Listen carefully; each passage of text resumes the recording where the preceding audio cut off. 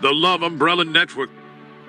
Love Umbrella Network is a movement committed to spreading the knowledge and understanding of agape love to individuals, families, communities, and organizations in practical and experiential ways. On April 2016, Joy and Victor started Love Umbrella as an initiative to build stronger families using the instrumentality of God's Word through teachings and webinars on social media platforms for singles and couples. After several years of learning about love, serving in their local assemblies, and fostering love among friends and families, the vision of Love Umbrella gradually expands into a network of young ambassadors of love, leaders, mentors, families, communities, and organizations working together as a team to spread the message of agape love to every individual, every family, every community, and every organization. The Love Umbrella Network currently has the teaching arm, the communities and projects arm. The mission of the teaching arm is to teach the principles of agape love and help people grow into maturity of love in all aspects of their lives, with loved ones through sparkles of love, and with their communities through love and light. The Love and Light is a teaching platform for bringing men into the understanding of practical dimensions of love and the power of love. The community arm connects people of similar passion, values, and goals. The Ephesians 5:25 men and Proverbs 31 women helps provide mutual encouragement for couples, as well as mutual growth towards attaining personal goals and corporate goals. The singles community called Love Culture provides singles with resources, ideas, and opportunities to become rooted and grounded in their understanding and practice of agape love before getting married. The LoveWorks arm provide help to distressed families and communities through LoveWorks charity. Through research and development, LoveWorks also initiates innovative dialogues by assembling and challenging great minds to explore novel, efficient, and sustainable solutions. The LoveWorks Institute trains, prepares, and deploys ambassadors of love to impact love in different communities around the world. Watch out for more interesting programs from the Love Network. For more information, please stay connected to our social media platforms, Instagram, Facebook, Twitter, and YouTube using the handle Love Umbrella. You can also send us a message via email, loveumbrella@gmail.com.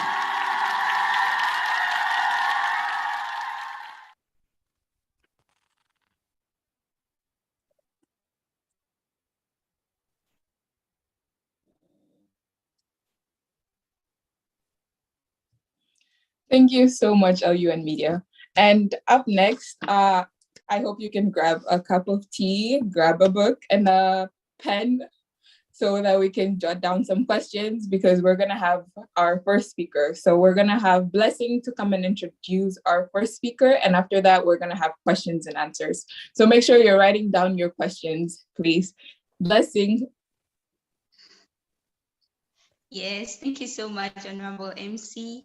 Thank you so much. And so I would go right into introducing our first speaker. This person is someone I know.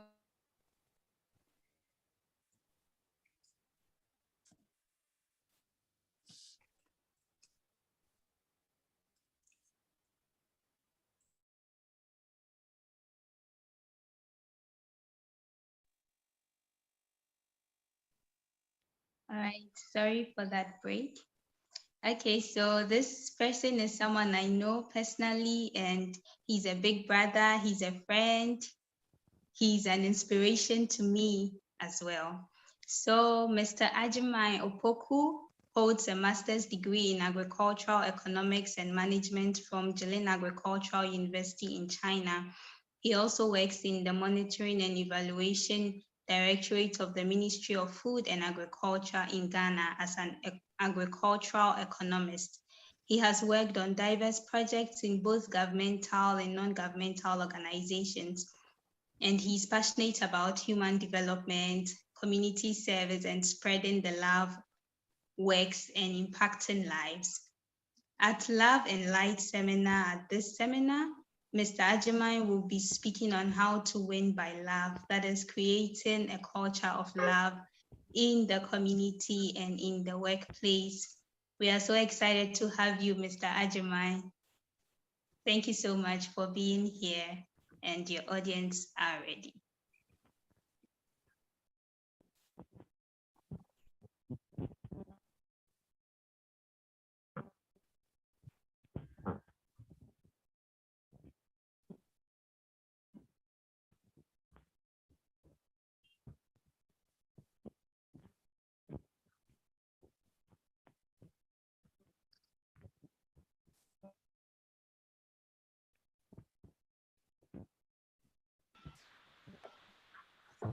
Mr. Agyeman, if you're speaking, we can't hear you, and we can't see you.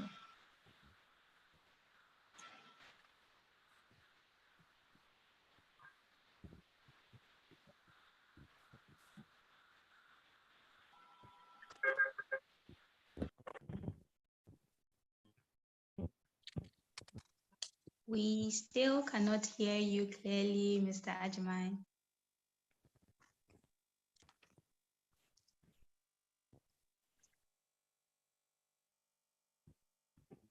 Okay, we can't still hear you.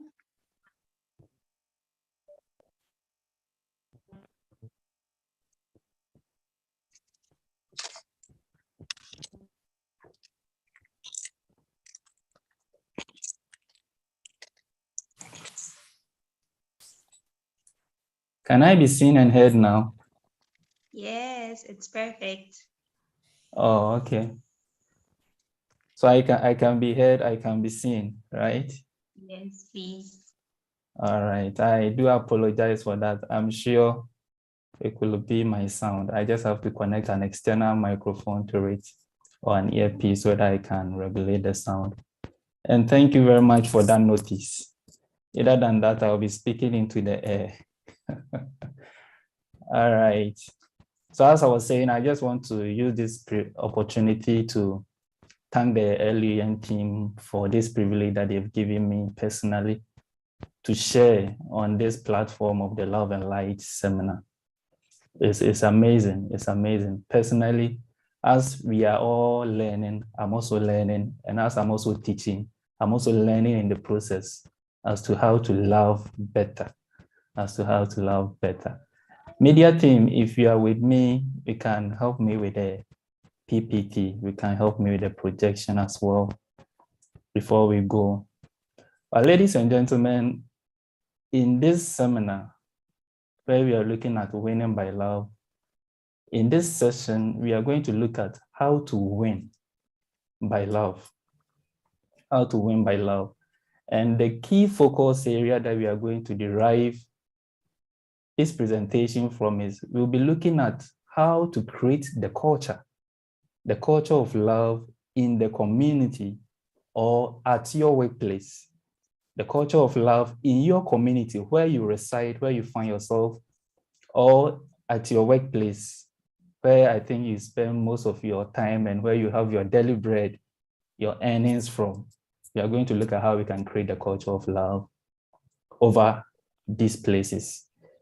Next slide, please. So in the presentation, or before we dive into the main flesh of this presentation, we'll first go through a bit of background of the whole idea about what culture is as it relates to the community and what culture is as it relates to the workplace, and the importance of culture and the manner at how we can also create that culture in the workplace or in our community. Next slide. And I also want to mention that I'll be sharing some personal experiences through this journey that have also come, especially more of my experience will be precise at the workplace, about how we can build a culture of love and how I've also experienced that culture of love also in my workplace. Thank you very much, media team. You're doing amazing. So, ladies and gentlemen, let's look at the background as I was talking about, we are first going to look at, when we talk of culture, as it relates to the community, what does it even mean? And Lee and Karakowski defined culture that is the way a group of people live. It's the life of a group of people. And this life entails their behavior, it entails their belief, it entails their values. It goes to the extent of even the symbols that these people accept. And generally, they do these things without even thinking about it. That means they've become too conscious. That thing that they have been doing has become part and parcel of them. And that is our expectation, that love, at the end of this seminar, people will get that deeper understanding, that we'll be able to exercise love unconsciously.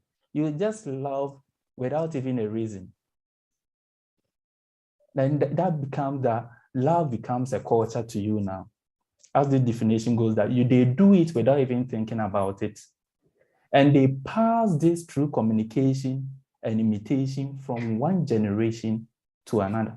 That means they just don't do it, but they also teach their generations to also practice and do what they've been doing over and over and over again. With love, we become the embodiment of it, and we also teach others. We also teach others. Kudos to LUN team, who is using this platform to teach others as to how to build that culture of love. About the workplace, culture was also defined by the jobs website. That is a collection of attitudes and beliefs and behavior that make up a regular atmosphere of a work environment. And perhaps even the simplest explanation comes from one of the most celebrated US management guru, that is Marvin Boer, who described it as the way we do things around here. Culture is the way we do things around here. In the context of love, we do things around here by loving one another. We express, we live, we demonstrate. Love is our language. Then we can say that now love has become a culture in our workplace or even in our community. Next slide, please. So we have to also note that culture is something that is equated to like an air we breathe.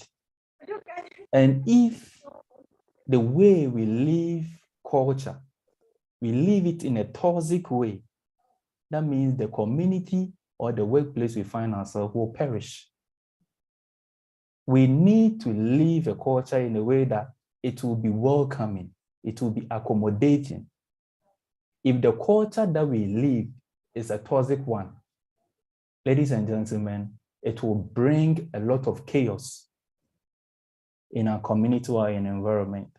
Come to talk of love, if you are living the culture of love, if there is an absence of love in where 2 or 3 people are, we can just guess the atmosphere that will be around these places. And that is why we are entreating that the culture of love. I remember during the interactive session, it was said that love is something that is a lifestyle. Brother Prosper mentioned that we live love like a lifestyle. That's why there's the need, I repeat again, to create a culture of love in our community or in our workplace. Because you will bear with me that these 2 places, our community, where we have our residence, and our workplaces, seems to be, let me say, the 2 most important places on the face of planet Earth that we spend most of our life. If you are not at the workplace, you find yourself home. Though people travel to space, but these 2 places seems to be the most important places that we spend our life. And a culture of love that we need to live over these places is where we watch out for each other, where we care for each other. We go above and even beyond for one another. We don't envy. it being our neighbor or our co-worker. We celebrate each other. We celebrate each other. The joy of a neighbor or a co-worker becomes your joy. The sorrow becomes your sorrow. More importantly, it's a place where we forgive frequently. I know there is a saying that to err is human and to forgive is divine. It's your brother or your sister who err you. Excuse me to say, an animal cannot err you. It's the people that we live around. So we ought to also forgive frequently if we are dwelling in that culture of love. And we also have to endure all things from our neighbor or our colleague.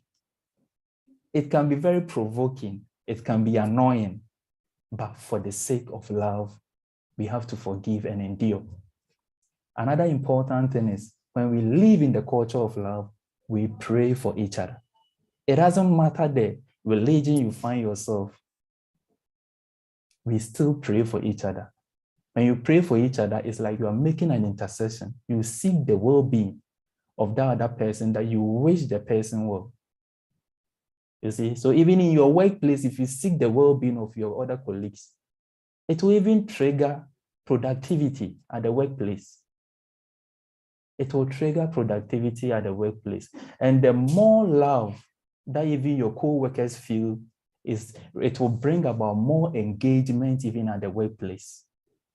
It will bring about more engagement at the workplace. Let me also emphasize that we are talking about compassionate love. We are talking about compassionate love, that the love of God, and not romantic love. We are referring to compassionate love, which is based on warmth, compassionate love, which is based on affection, compassionate love based on connection with people with a heartfelt attitude. It is not based on passion. That is what we are praying about, building that culture of love. Building that culture of love. And it's not quite surprising that those who perceive great affection and even caring from their colleagues being at their workplace, you will see that they even perform better. They perform better. I will share with you my experience.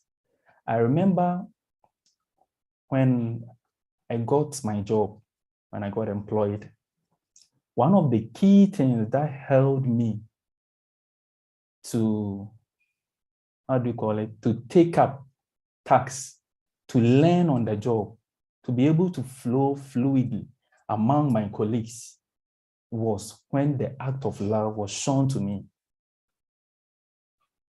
When I got to the workplace, though you've learned a lot in school, but some of the things you learned in school, sometimes they are not what you're going to apply on the job. So that is where you need mentorship, you need some capacity building, you need some training. And it was a season where trainings were not going on, but it was the love that colleagues showed to me by devoting their time. Sometimes I had a colleague who was devoting his time just after work. Work closed at 5. He said, okay, I'm going to dedicate 2 hours, 5, 6, 7. And I'm going to teach you maybe how to prepare reports. I'm going to teach you how to prepare monitoring trip budgets. I'm going to teach you how to draft a template for data collection. He was the one who shared his time. And through that time and that mentorship and that teaching that he gave me, that act of love, I saw that as an act of love. And it helped me to perform better. It helped me to pick on the job. So when we create a culture of love in our workplace, it brings the best out of the colleague. It brings the best out of that co-worker of yours.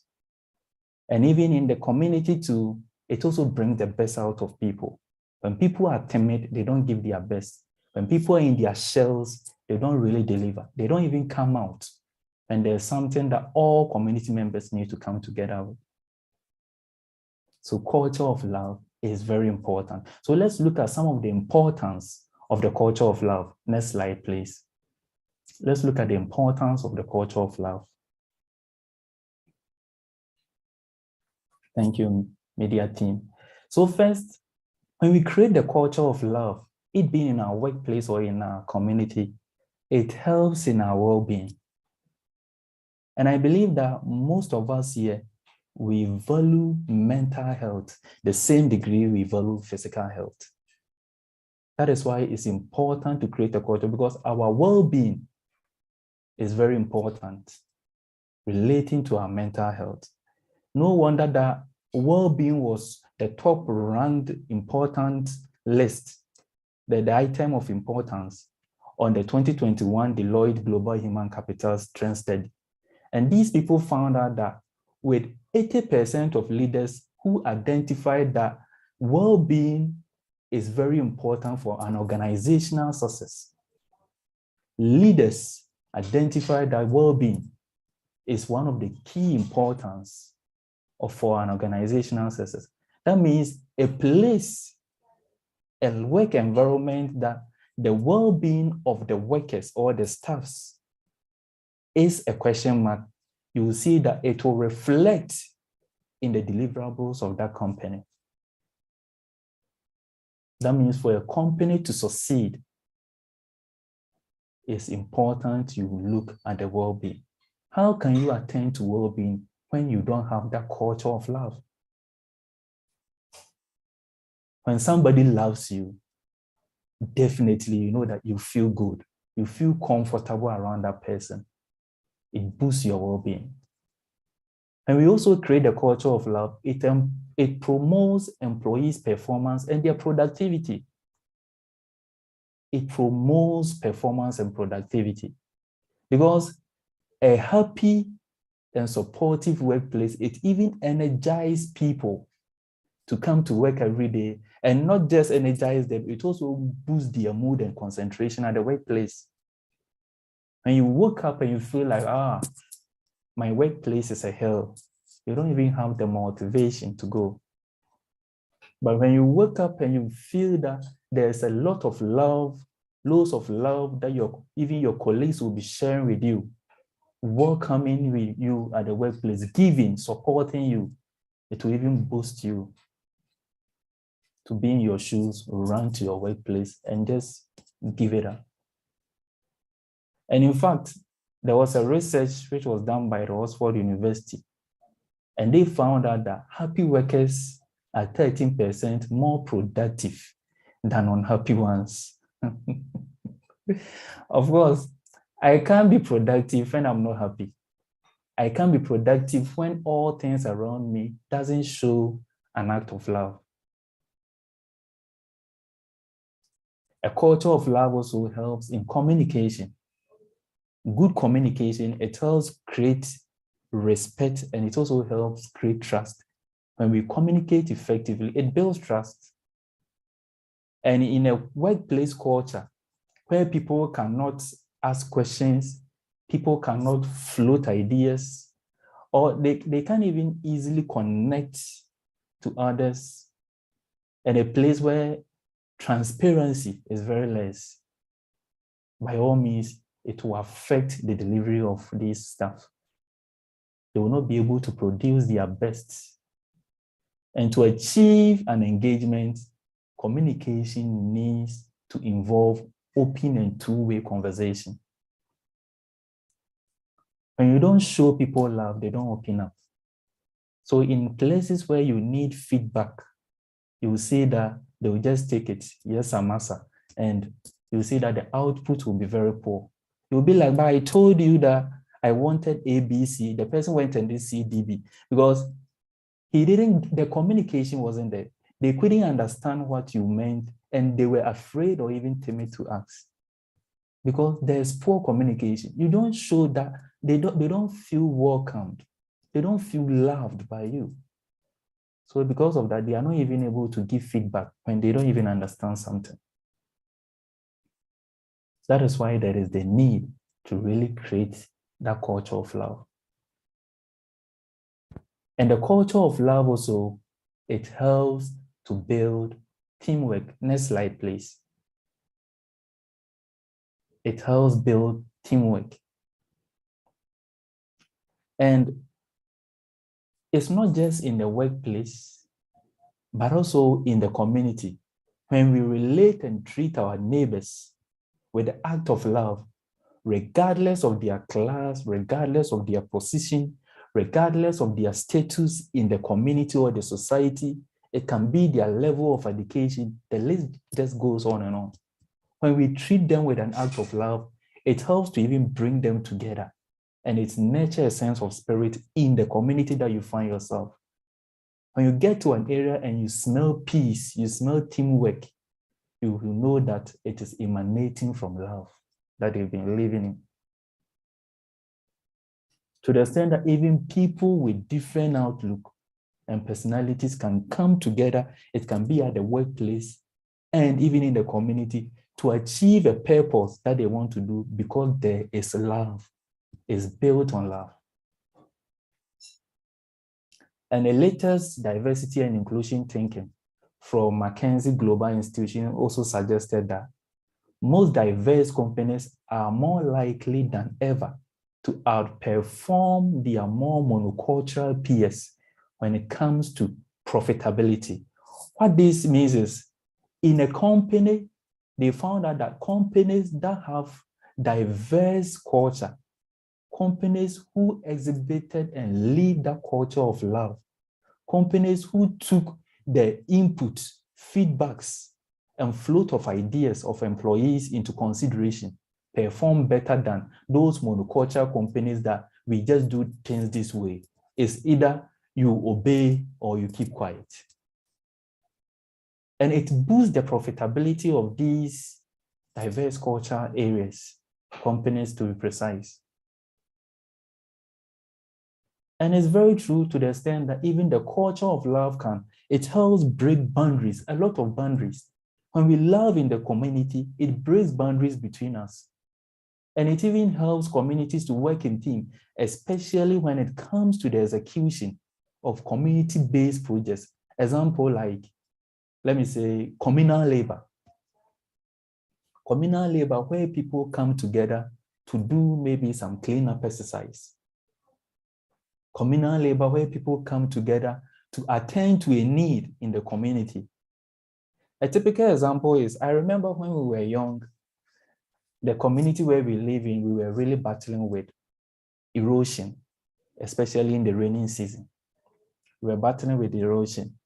And what erosion does is, when I'm able to control erosion at the premise of my house, it happened that the water log will later be deposited to the next house. Because if they also don't control their erosion, they are going to receive the whole chunk of water that you were able to control and direct out of your compound. So this is a time that with control of erosion in our community, it was a time for us to work as team. Because if we don't work as team, the next house will suffer. The next house will also control their erosion. It will also affect the next house till the last house. And that is not what we wanted to see. I remember there was a man, though he wasn't the assemblyman by then, but his house was about 2 blocks away from the street and more houses followed him. He took the initiative and visited each house and was like, you know, the rain has started. Let's try to do something to control this erosion before the heavy rains come down. Either than that, you will see a lot of flooding in the other houses that follow where there is the dip, because some houses were in the slope. He could have just sat in his corner, done his control, and leave it for the other houses to deal with it. He didn't do that. This man showed an act of love. He saw that it is not just about him, it is also about his neighbors. And he mobilized this community, he mobilized our community, and we assigned a day, we came together, and we all did the erosion control to the last house. And it was fruitful because when the rains came, we didn't record any issue of flooding. That is what the culture of love can do to bringing people together, for us to act as a team. With a company, when we also live the culture of love, we're able to build a good reputation. The company's reputation is built by the employees because they are the workers over there. They are the workers over there. So if a company don't treat its workers well, it will happen that this treatment that they are not receiving will be unleashed to the customers, and it will bring negative feedback to the company. I hope most of us might have had the experience there where you went to a company that delivers service. And just after that day, you'll be like, I'm not coming back to this place. I think another time I will try a different place, because you did not receive that act of love.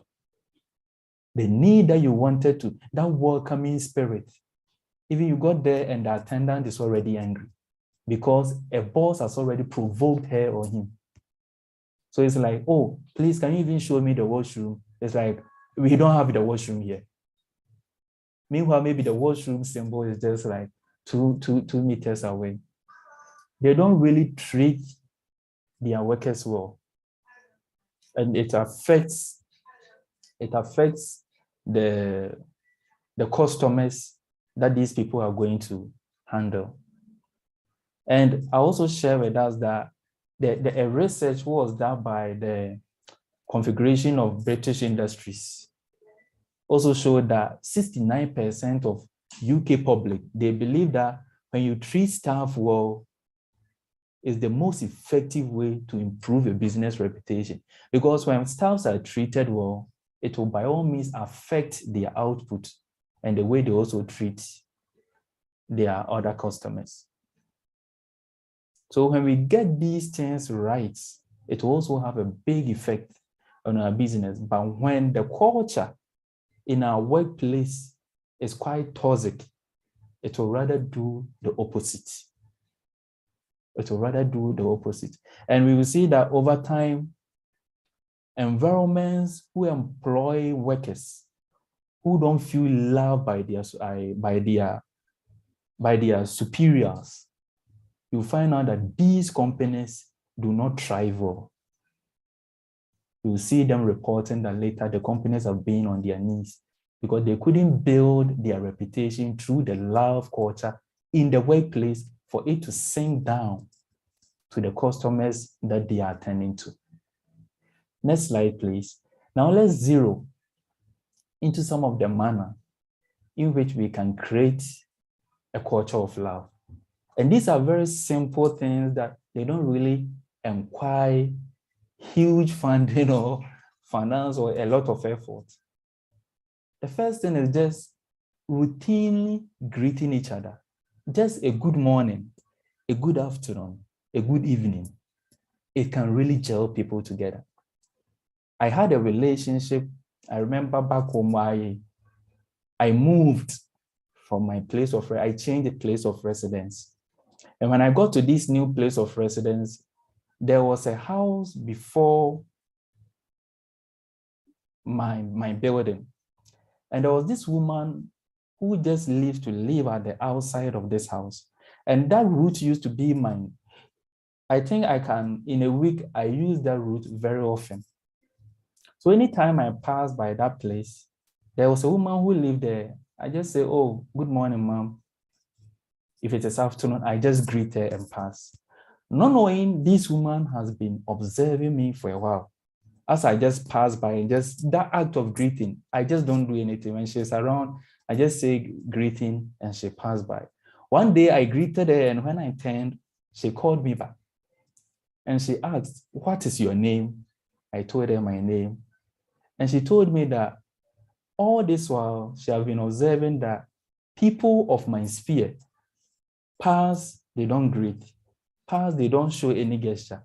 But she have observed that anytime I pass by and she is there, I greet her. It meant something a lot to her that she wanted to get to know me, who I am. And that was how the relationship started. After that, she got to know me. I also got to know her. And she was just like a mother to me, because in the city where I reside, my parents were not there. This woman became a mother to me, that to the extent that there are sometimes I even seek counsel She was also a believer. So, and very interesting, it happened that when we started knowing each other, we were all fellowshipping even in the same church, and I didn't even know. So she was the one who even led me to the church in my current place of residence, because I was still going back to where I used to be. So just greeting people is so powerful. You may think it's nothing, but it really meant a lot. It really means a lot to other people. Another thing is just visiting your neighbors, especially neighbors that you've not seen in a while. Just checking up on them. Just checking up on them to know how they are doing. It also builds that culture of love. When you do that often, you see that they will start to come close to you. They will start to confide in you, share with you, and it will open a lot of avenues. That will just through that gesture. Another thing is by sharing. It can be food, it can be clothes. Eat in the community, more especially in the community where you might have people who are less privileged, people who are marginalized. Just sharing your food, sharing your clothes with them. It's also an amazing thing that talks of a work of love, making sacrifices, making time, that hearing ear, that listening ear, making time for people. You have busy schedule, but because you love them, you make time. And this time making can be when, for instance, it can be a festive season. It can be a season that those people are bereaved.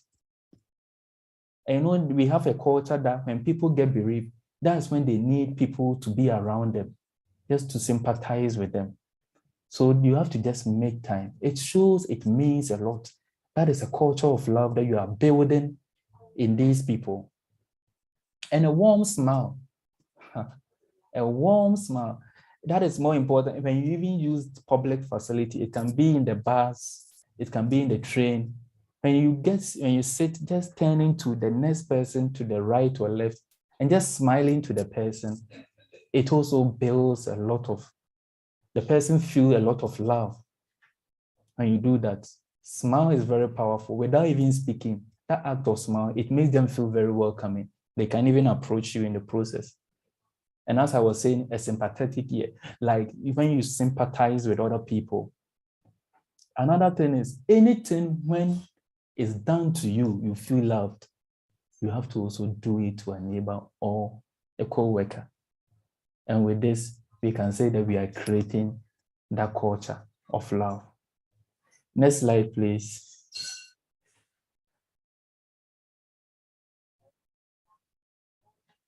All right. So finally, I want to share with us, this is my own personal stuff of things that I think they are worth implementing.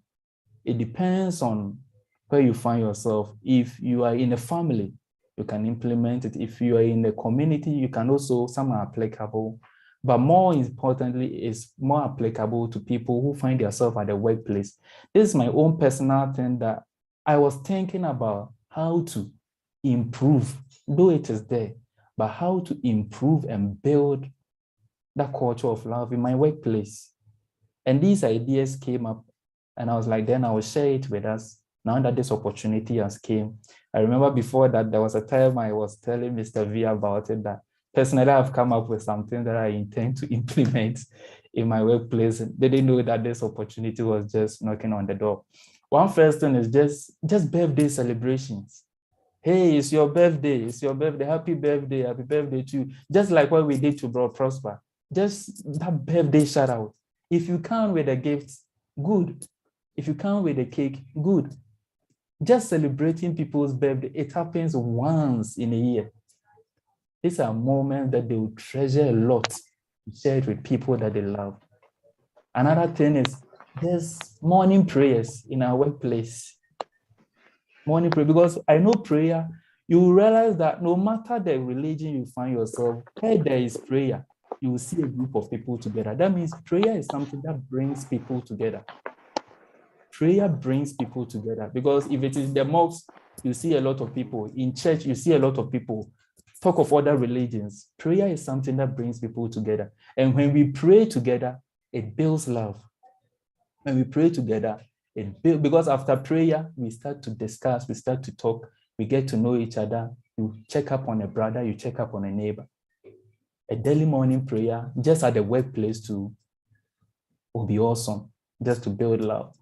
Another thing is welfare. When we're talking about sharing, talking about attending to a need of a neighbor by giving, it can be a food or a cloth.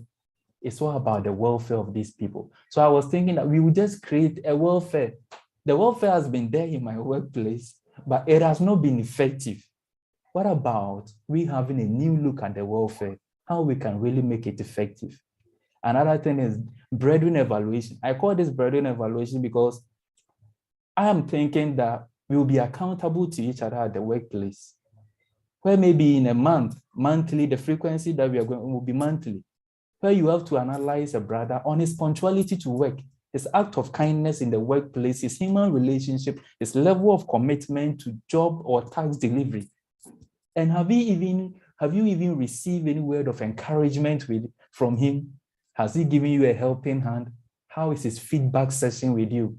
And if there's any area of improvement that you think this brethren needs to work on, we just have to evaluate each other in order to keep us in shape. We also think of planning some trips. All work and no play, make Jack a double. So think of planning some trip, maybe after every quarter. We can save some coins after every quarter, just maybe the monitoring evaluation directorate. We just take one weekend, plan some trip, we go and hang out at one weekend, have fun in a godly way. Then on Monday, we get to work. It gels, it brings a lot of bond together. This is an act of love. And maybe sharing a new thing that you've learned outside your workplace, as and when, especially with the women who are into the kitchen thing. Maybe you've learned a recipe. You can just share it with your neighbor, your co-worker. Even in your environment, the next 2 blocks or the next 2 rooms. Oh, I just learned how to prepare some banana cake. I think your kids will love it. Just share it with them. Something new if you've learned, and maybe mentoring and building capacity. I realized how a colleague of mine built my capacity and mentored me to be able to take up some tasks at my workplace. This is something, it should be a culture. It should be a culture that we should be doing it at the workplace more often. Ladies and gentlemen, I believe that when we cultivate these gestures, these habits of act of love, and to build a culture of love, it can be wherever you are, at the workplace, or even in your community. When we do this day by day, we do this month by month, and even year by year, it will help. I believe it will help to maintain a strong culture of love, a compassionate love among us in our workplace or our community. And when we do this, we not just love our community, we are making our community a loving place. We are making people a loving people. And they also teach others before we realize we have a loving country, we have a loving continent, and the whole world received the works of love. Thank you very much for your attention. Thank you very much for your attention. At the moment, I'm ready for questions, and I'm ready for questions from the audience. I still want to express thank you for making time.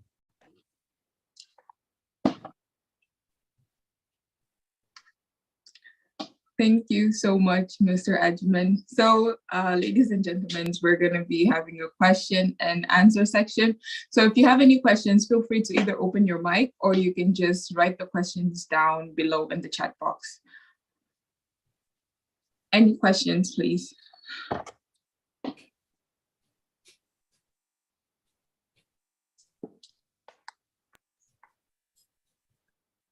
So if we don't have any questions, we're gonna move on to our second speaker. Well, it's a couple, so our second speakers. For this, I will be introducing our speakers, and that's gonna be Mr. and Mrs. VEE. So Victor and Joy Adeoye, popularly known for Mr. and Mrs. VEE, is a couple on a mission to spread love in the world. Mr. VEE is an engineer, an educator, and a social entrepreneur who holds a of Engineering and Information and Communication Engineering from the Changchun University of Science and Technology. He is a member of several professional bodies where he creatively seeks opportunities to make life better through social innovation. Mrs. V is an agronomist by training and holds a master's degree in crop cultivation and farming systems from Jilin Agriculture University in China. Mrs. V is actively involved in cutting-edge research works targeted to eradicate hunger in world and building strong love families. Mr. and Mrs. V is the author of Managing a Long-Distance Relationship. I have read that book and I hope everybody can get it. A book that chronicles their life journey, lessons and advice for people about to start a relationship or for couples in a long distance relationship. The book is available on Amazon, Yope, Okada Books, Walmart, eStore, and other retails. Also, Mr. and Mrs. V is the co-founder of Love Umbrella Network or an organization engaged in raising love ambassadors and spreading love to individuals, families, communications, and institutes around the world. Mr. and Mrs. V, please, the audience is yours. You're welcome. Hello. Our Honorable MC, thank you for the introduction. And hello to everyone present here today. Please, if you know you were blessed, you were inspired, you were empowered by the first section, by the first speaker, please kindly drop some emojis there. Let's see your emojis. I was blessed, I was inspired. You know, I consider love and creating the culture of love in communities as a very important thing, and it gave us practical steps, practical examples of how we can do that. You know, as I was speaking, I just thought one of the first things I do when I get anywhere is to see if there's love present there, and it's very easy to know.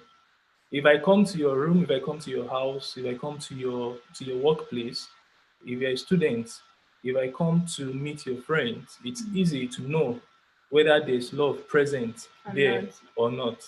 All right, so let me ask you a question.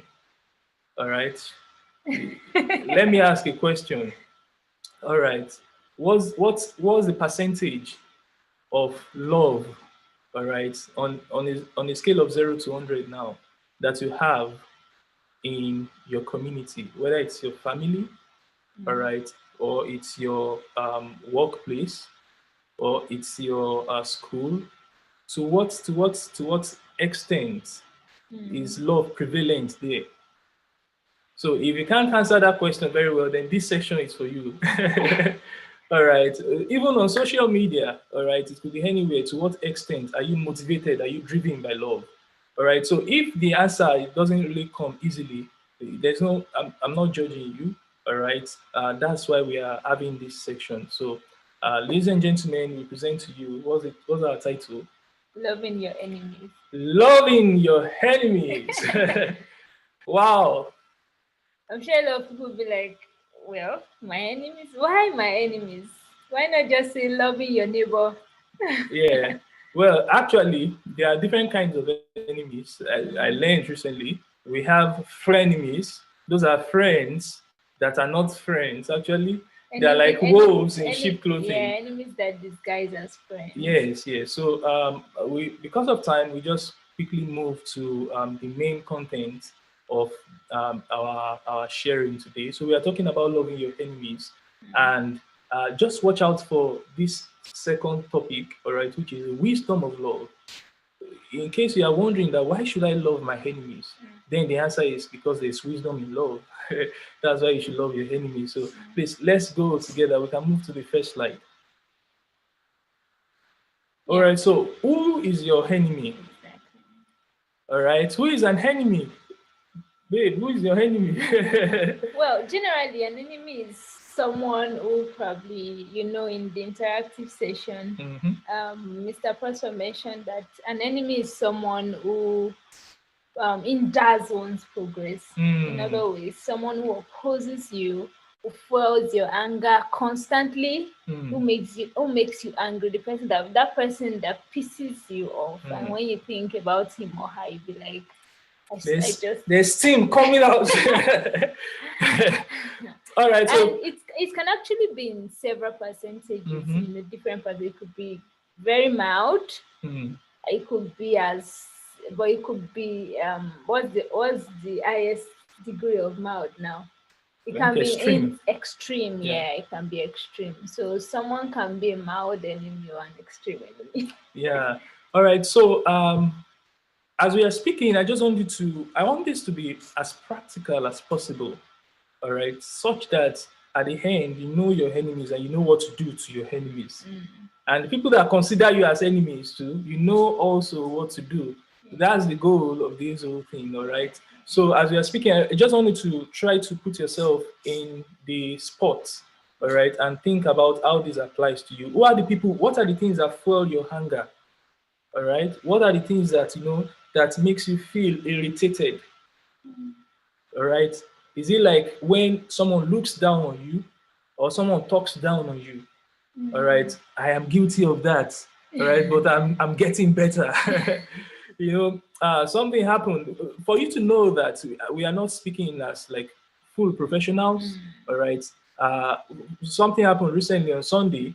We were in the Didi. The two of us were in Didi. For those that are outside China, that's like Uber. All right.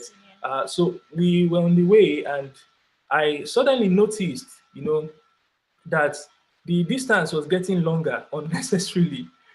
I saw on the map, all right, that where we are going is like how many minutes? Like 4 minutes. Then the next time I checked the map again, it was already 11 minutes. Okay, I calmed down, I didn't say anything. But I realized that it kept getting bigger and bigger. So I got angry with the guy and asked him, "What's happening here? Are you trying to, with my little Chinese, are you trying to manipulate the system?" And you know, but the way I said it was not so friendly like the way I'm talking now. And my wife was like, "Hey, Mr. V, that's see how you are talking." I said, "No, we need to show this guy. We need to let him know." You know, I never agreed with him, you know, but later on, I was thinking, and I realized that there are several ways I could have handled that. All right. And then I repented to myself. But for my wife to know that I actually repented, I'm telling you now that I repented. So this is to tell us that there's really no perfection for us here on this journey of love yet. It is a journey, all right. And what makes you a good student is not by how many times you are able to love, but by how frequently, how often you are able to change your view to the perspective of love. Being open to learn. Exactly. And so that's why we are not professionals of love, but we are students of love and want to be good students of love. All right. So Oxford Dictionary defines an enemy as someone who is actively opposed or hostile to a person. Some synonyms for enemy, according to Merriam-Webster Dictionary, is foe, adversary, hostile, shama. Anyone who constantly fuels your anger is your enemy. All right. Then our framework of love, what we like, what we dislike, who we dislike, they generally affect our relationships with people. And they affect who we choose as our enemy or our friend. And how often this list of friendship and enemies is populated. So let me ask you, how many friends do you have now? And how many enemies do you have? All right. How many enemies do you have? Do you have up to 5 enemies? Do you have up to, if your enemy is more than 20, then there's something. Well, that's if you even know how many enemies, you know, because sometimes you don't know, they just like come up. So these are some questions that you want to ask yourself. Maybe you can go through the questions. Yeah. So these are the self-reflection questions you want to ask yourself. Do you have enemies? Yeah. And if yes, who do you consider an enemy? And why do you consider them to be your enemy? And are there people that consider you as enemy? Because most times when we talk about an enemy, we think about, oh, this other person being my enemy. Sometimes we don't think about probably us being the enemy, probably unknowingly. You know, the truth is we are different people and we can do things to hurt one another, even unknowingly. And just by that simple action, another person can consider you an enemy. So just to move forward, what is your philosophy for love, for judgment, for forgiveness? Is there a threshold to who and what can be forgiven? What are the consequences of this philosophy, and how can this affect your life? Please, next slide. Yeah, so we're going to the next slide. So what this self-reflection question should do for you is to help you, decide what parameters you use to judge who becomes your friend and who becomes your enemy. So we moving on our view of, you see, I have this philosophy, or I have these concepts, all right, or maybe it's my way. It's a way that I usually simplify understanding of love. That there are two ways, all right, that we see, all right, and those two ways are influenced by our heart, all right. How you see people, all right, is determined by the condition of your heart. In other words, someone may say the same thing the same way, but you hear something and two different people hear different things. All right, let's take for instance, someone says, "Don't call me again." All right. Don't come to my house. Don't come to my house. Okay, yeah, I think that's a good example. Don't come to my house. And you see someone get angry. All right, like, what do you mean? Do you mean I don't have a house? Do you mean I'm jobless? Yes. To say. And you see another person is like, okay, I should not come to your house. Are you fine? Or it seems you're so busy. What's happening? Oh, I think you need some help. All right, I won't disturb you. Let me know when you're ready to talk. All right, can we see different perspectives there?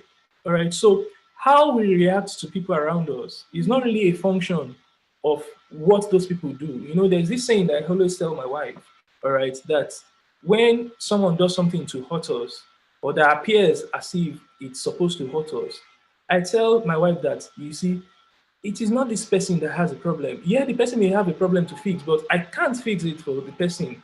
If this person has, for 25 years, 30 years, 40 years, has been living with this, then who am I?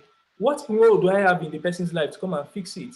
All right, but the issue is I should be able to, control my emotions and not be stirred up unnecessarily, uncontrollably by the reaction of another person.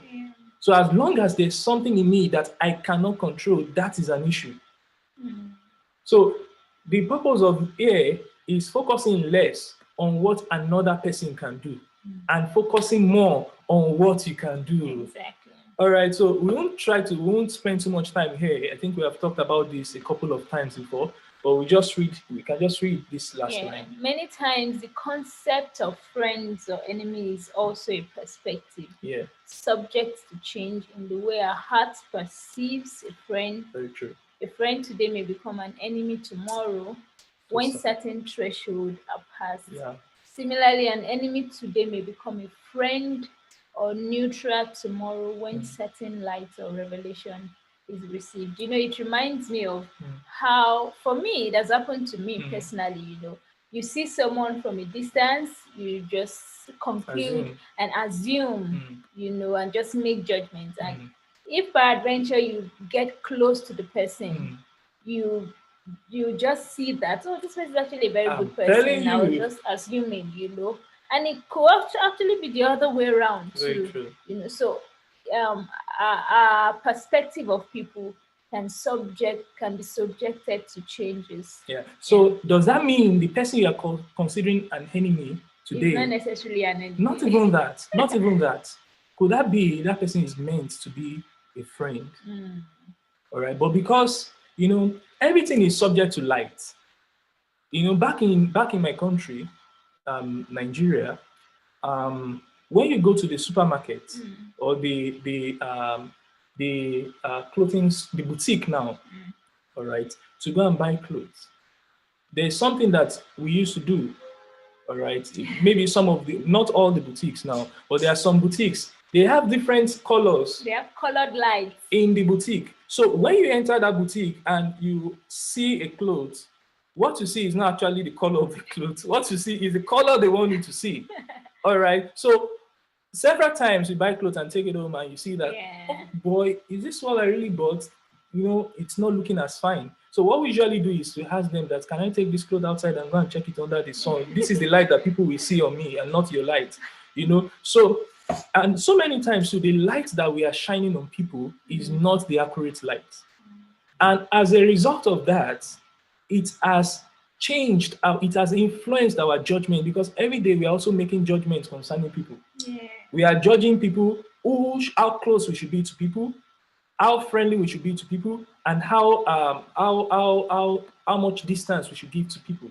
All right. So our light on people influences our relationship with people. And don't forget that life is about relationships. Life is about relationships. There's a saying that if you want to go far, if you want to go fast, you go alone. But if you want to go far, then you have to go with people. All right. So we move to the next slide. So our goals for today, you know, our main goal is actually to show you how and why you should love your enemies. First of all, to clarify the misconceptions about loving your enemies, to enlighten you on the need for self-evaluation. You know, we said we are students of love, and you need to constantly evaluate yourself, and then to inspire you to adopt and engage a dynamic algorithm of love in your relationship. So starting with clarifying misconceptions, you know, one of the things we need to know that is that loving your enemy does not necessarily mean you have to expose yourself to danger or ill treatment from them. You know, you don't cast spells among pines, or before swines rather.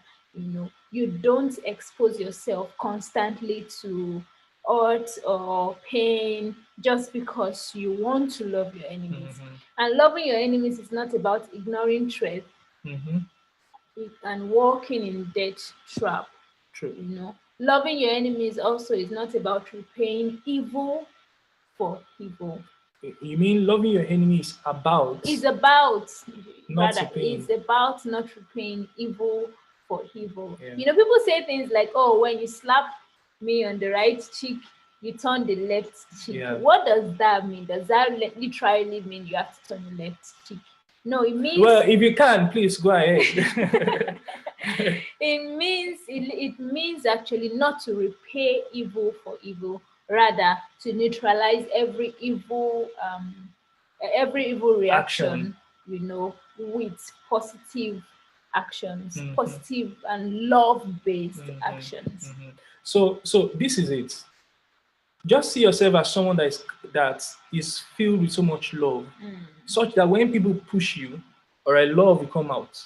Now, that should not be mistaken for a weakness, all right, because it isn't, as we are going to see in the next slide. So, and then the next thing, we are going to be talking about why you need self-evaluation, which is one of our goals, you know. Please, we can go to the next slide, please. First of all, we can list out some of the qualities that we consider intolerable in people. For instance, anger, wickedness, oppression, you know, gossips. For you personally, you might have your turn-offs. You know, there can be things you see in someone and you just be like, "Oh, no, I can't work with this person." You know, that's the first thing you need to do for self-evaluation. And then if we assume that a complete human being is made up of bricks, each bricks represent deposit that has been made over the years. So in other words, people's reaction to you did not just start there. You know, it's as a result of things that has piled up over the years. You know, think of all the people that have influenced you over the years. It also applies to you yourself and to people, you know. And then experiences a man or a woman undergoes, pain or pleasure, have huge potentials of creating a trait in people. So in other words, my past experiences can affect how I react to my husband, even if my husband had nothing to do with those past experiences. You know. Yeah, sorry. Yeah, sorry. I wanted to just share something that is practical, and for me, you know, recently I reduced the rate to which I judge people. All right, I'm still in the process of reducing it. So if I judge you, forgive me. I'm love in progress. I'm love work in progress. Yeah. All right. Now, I just want to talk about my experience.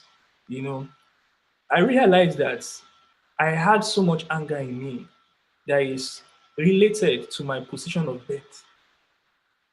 And you may not understand if you are not the last born, or if you are not the last born in a particular environment. I know there are other last borns here, but if you are not born as the last, or if you are not the last in a particular environment, you may not understand what I'm saying. All right. Now, I'm not trying to say that my elder ones, in case they are there, I'm not trying to say they are bullies, all right? But all I'm just trying to say is there's a psychology that you have that, you know, people are probably taking advantage of you. All right. Now, my wife is somebody is saying we are there to thank you, Mr. K, last born guy. I think we should form a group after today. Just kidding. All right. But you see, what makes it bad worse for me, but before, all right, is that my wife is like the opposite. She's the firstborn. You know, so things that she would naturally do, all right, like even body language without, you know, feeling anything about it. To me, I'll be like, are you trying to control? Are you what? You know, and you know, as guys, me being a preacher of love, so many times I don't want to, you know, speak out of anger. So I will just keep it inside me. So you know what happens when you buy Coca-Cola and you now start shaking the Coca-Cola? You start shaking it, you know, it will be it will be expanding on the inside. So that's what happens. And it took a journey for me, you know, to realize that okay, I need to express this in a way. Being a last born in Africa is a bro, I think your experience is small. all right. So it took a lot of learning for me, you know, to understand that I need to release this, all right, by conversation and by communication, and that she's not the one that has something to work on. It is actually me that have something to work on, and that is what this self-evaluation is all about. Anywhere you see anybody hungry, all right, uncontrollably, that was triggered by something, whether it is you or it is another person, just first of all, have pity on that person. Yeah. Have pity on them. It doesn't matter. You are like, is it my business? The guy is hurting me with the anger. Yeah, after you recover from your hurt, then you can have pity on them. The reason why I say you have pity on them is because there's a story to it. True. And that anger you are seeing is a residue of a past. And a lot of times we don't even know, all right? It's just like somebody that grew up in an abusive home, either from a father or from a mother. No matter what you do, there are some things that has been deposited in you. Yes, Trust sir. me, True. no matter how much you try to fake it. Yes, sir. And what happens is if you have been hurt severally before, you will hurt others without knowing. And the people you hurt the most are the people that are now trying to open their hearts to love you. All right, so that's why self-evaluation is just important. Because of our time, we just run over. I wish we could just spend the entire day on this, but because of time, we move.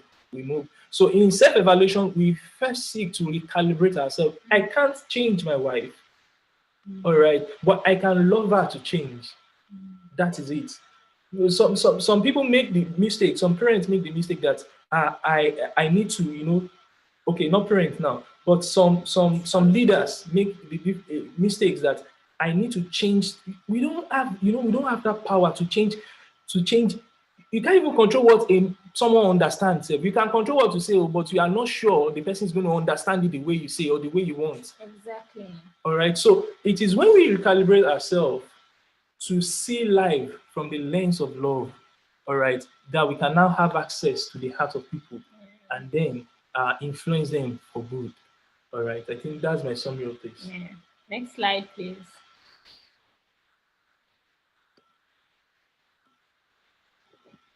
So so just to continue, why we need to evaluate ourselves. It prepares you to be a great friend, a destiny helper, you know. And the truth is, people, you can't do life alone. You can't do life alone. You come up, you meet a friend one way or the other. You get married. That's if you want to get married. You meet a friend at the workplace. You just meet people, and you do life with people at one point or the other. So evaluating yourself, puts you in that right position, to make good friends, to walk in love with people you meet. There's this pride I have. I always tell my wife, I boast to my wife, I think this kind of boast is good, but other kind of boast are not good. I boast to my wife that I have good people around me. I have great friends around me. All right. And I can start mentioning their names. Dr. Milex, Dr. Adeyeye. I know those people are here. That's why I'm also calling their names as well. All right. But everyone that is around me, they are just good people. All right. I don't know how, but those are the kind of people I attract to myself. But the truth is, it has not always been like that for me. The turning point began in my life when I decided that, all right, I want to be the kind of friend that people prayed about. I know I may not have been it to everybody, all right, but the particular people in my life, that I have the capacity, to love, I ensure that I give it my all. I know I'm still work in progress, just as I said, all right, but the philosophy here is that, Dr. Milex, love you. All right, what you see, now I've been distracted. The philosophy here is that keep becoming the kind of person that you want to attract. All right. So signs that show that you need self-evaluation is when you consistently make promises to people and you are not keeping it. All right. It means, first of all, maybe those people are not important to you. I remember I once told my prof, I know Dr. Adeyeye will probably be laughing, me smiling. I told, because he will know probably the person I'm talking about. I told my prof, a long time ago, I told him, he gave me a task. I said he skipped my mind. He hated, I didn't know that he had a track record of hating that word, that he skipped my mind. Then what he said is, he said, did you eat this morning? I was very close to him now, as in I was very, very close, like living together with him for a while. Then he said, did you eat this morning? I said, no. I said, yes, I had. He said, he asked like 4 things, that we normally do every day. I said, yes. He said, why didn't those ones keep your mind? I didn't know that was good. I would probably would have. All right, but here is the drill. If the things about others is constantly skipping your mind, it means they are not dear enough to your heart. All right, it means you have lifted your needs beyond their needs. So, and that is not love, because love does not seek. Love seeks to serve others, right? So, if you notice that constantly about yourself, it's either you are making. Some people will not even make excuse. They failed it and they did not even make excuse for it. Then another thing is when you get easily irritated and angered by the actions of others. Now, anger is an emotion that I believe has a purpose. All right, it has a purpose. It's important that you should have. There's something that you should stir up your anger. All right, but the issue now is when the anger is out of control, when you can't control it, who it hurts. All right, that itself is bad. So when you are irritated and angered by the action of others, then that's an alarm that you need a self-evaluation. And speaking of anger, people, when you hear anger, people feel one of the things that comes to your mind is a loud outburst or something, or breaking of things.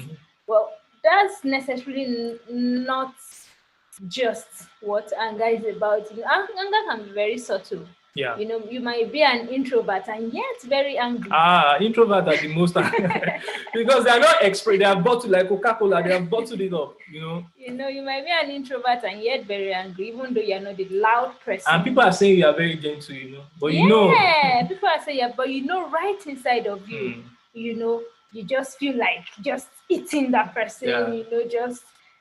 So anger can come in different shades. Yeah. Just to let us know that, just to evaluate ourselves, okay, are there things that are, and it could be things like, little things like, oh, I don't like the way my husband chew, or I don't like the way my husband talks, and every time he does it, there's just this irritation.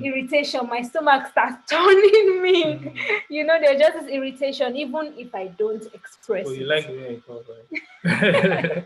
All right. So I'm just saying that it can come in different ways, and it can be very, very subtle. All right. So if you have noticed that about yourself, there's nothing to worry about. All right. That's why we are here together. So the next thing we are talking about is an algorithm of love.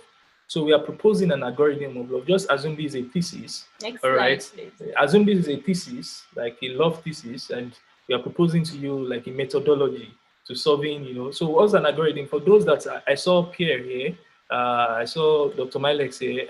I guess most of us probably will know what an algorithm is. It's a process or a set of rules to be followed to make it simple. All right. My wife gave me this haircut recently. Is it nice? Is it nice? Now, before she backed me, she asked me to go to YouTube and play a video. All right. Yeah. Now I asked her that you have bagged me like 3 times. Do you still need a video to bag me? And she said yes, because she doesn't want to miss some of the layers and all that. All right. And she watched the video and she did that. Now, if she had not watched the video, probably I would have worn a face cap, for this meeting because of the way my hair will look. But the point I'm really going now is what an algorithm do for you or does for you is to give you a step-by-step instruction on what to do when you're about to miss the way. All right, so it could be as simple as cooking recipe. It could be as simple as when I am out of control, what do I do? Or it could be as simple as when somebody is stirring up my anger tank and I'm ready to boiling. I'm boiling, I'm fuming. Instead of leaving it to explode. Some people are even proud of it, say, I'm warning you. You don't know me. All right, so but if you have an algorithm, immediately that thing is happening, you just turn on the algorithm and you know what to do, so it recalibrates you. So most problems in relationships are caused either by impatience or insensitivity to needs. The weight of this problem determines the impact on your relationship, either as friends or enemies or whatever it is. All right. Yeah, so 1 Corinthians 13 contains a set of instruction that is relevant across all terms and without political or racial bias. Now, for those that don't know, our mission is to spread love. Yeah. All right. And in spreading love, we are spreading love to everybody, not a particular religious sect. Right. But the love we are spreading is not the same love, that you see on Hollywood. Is a kind of love that is even deep. When people, for instance, when people say that love is not enough to keep marriage, I used to agree with it until I now understood that love is actually enough. It's more than enough to keep to make a marriage work. Because real love, as we know it, is patience and kindness. And now, what could be more patience than patience? Right? So even if all you have is patience, I think that is good enough. But then you now mix it with kindness and mix it with many other things. Right. So we move to the next slide. Yeah. So next slide, please. So this is the algorithm we have. It starts with how do you treat others? With love, which Masma mentioned, patience and kindness. Patience talks about being trusting others, being hopeful, persevering, being persuaded of better things of others, not making quick judgments. And then kindness talks about protecting others, that good gestures to people. But then without love, now these are two opposites. Without love, the opposite of it is when you don't walk in love. Yeah. You're both boastful, you're proud, you're self-seeking, you record everybody's wrong. You can say, remember on the 14th of February. Yeah, on the 14th of February. But I don't even remember dates easily. Again. All right. Remember on the 14th of February at exactly 10:01 p.m. you did this. You know, so people are so good at that. You know, but that's not how it ought to be. We are not supposed to keep track of wrongdoings. No, we are not justifying people's wrongdoing. We are not saying, oh, okay, just sweep it under the carpet. No, things that need to be discussed should be discussed, but in the confines of love, you know. And then we don't envy others. We shouldn't dishonor others. We should not enjoy evil. You know, are you the kind of person that when you see something bad happening to people, you say, well, good for you. At least you did this to me. You did that to me. You know, for many people, I think we're all guilty of it. From my background, you know, growing up in secondary school and primary school in Nigeria, you know, when you have someone that is always laughing at you when the teacher is beating you, and then the D-Day, the judgment day, everybody is there and everybody is like happy, happy with what is happening to such a person, and it could even happen. I remember there was a time I was leaving the campus, and people wanted a lift, because there were no buses and all that. Then there was this man that had this very nice Oma Jeep that was passing by, and he passed by, and it is someone that they all knew, all right, and he didn't offer the lift to anyone. Then when he now got somewhere, he now saw that he couldn't actually pass. He needed the help of someone, the people standing, to open the gate. So he now, was now trying to. People said, go out, come down, come and open it yourself. Those kind of things. Or maybe something bad happened to the people and they are now rejoicing. Like, yes, it's good for him. When he had the opportunity to be good, it was not good. Now, that is not love.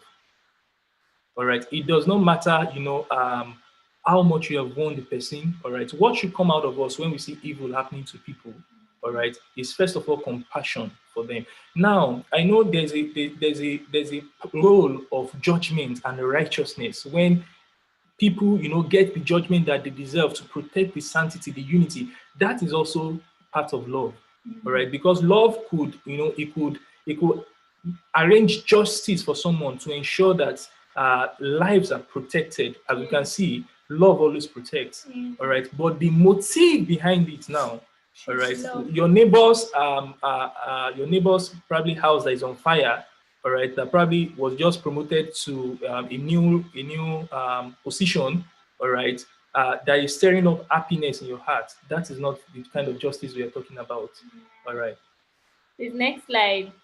So anytime you see yourself, going in the wrong direction, you want to ask yourself, please, we can go to the next slide. You want to ask yourself, no, give yourself a check, all right? Kindness or patience, which one is lacking? All right. So what are the benefits of programming yourself to love people unconditionally? So people or leaders with the right balance or framework of love can be trusted over people that are broken, people that are despair, people that are hurt, or people that are emotionally deprived of love. So I just wanted to add something here. See, there are so many broken people out there. Even in families, we just assume that because this person is a father or this person is a mother, he should be able to give love. No, sir, no, ma, it doesn't matter how old you are. I've seen broken people that are 80 years old and they have lived with that brokenness for a long time. All right. So it is about understanding that everyone around you is carrying a weight that is from their past that could, affect you in one way or the other. All right. So having that understanding, first of all, it can help you recalibrate more faster or easily.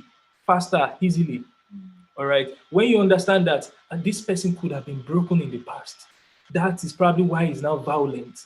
So with that knowledge, you now know how to talk to the person and if the person can even be healed.